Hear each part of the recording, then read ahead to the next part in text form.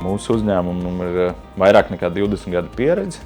Mēs darbojamies komercēku apkalpošanā, kas nozīmē tirdzniecības centri, ofisu ēkas, loģistikas parki, tirdzniecības veikali un valsts iestādes arī mēs esam sākuši apkalpot. Ko mēs vēl darām papildus, tā ir uzkopšana, kas ir jauna sfēra. Tieši mūsu uzņēmumā, kas tika izveidota 2 gadus atpakaļ. Bet tā galvenā sfēra mums ir tieši komercēku tehniskā apkalpošana, kas nozīmē ventilāciju, elektrību, siltumu, ūdeni un vispārējās lietas, kas ir ēkā.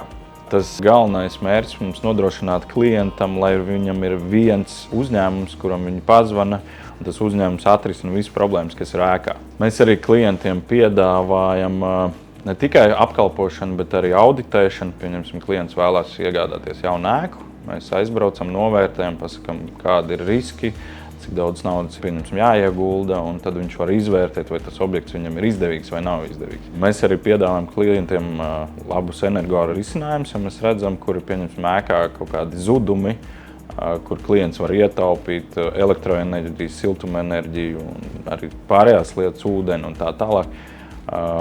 Tie ir tādi diezgan jauni un aktuāli risinājumi visiem klientiem.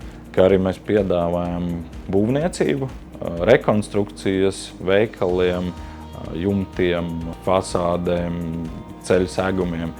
Pilns servis, klientam ir viens zvans, un viņam tika atrisināts visas problēmas. Vēl mums ir uzkopšanas nodaļa, kas nodarbojas ne tikai ar telpu uzkopšanu ofisu ēkās, bet arī ar teritorijas sakārtošanu, ar dārzu sakopšanu, kas pieguļ pie komercēkām, kā arī veicam sniega tīrīšanu ziemā un vasarā zāles pļaušanu. Ja klientam objektā ir kāda problēma, naktī, dienā, svētkos, vienalga, kurā brīdī mums ir brigādes, kas izbrauc palīgā un atrisina problēmu.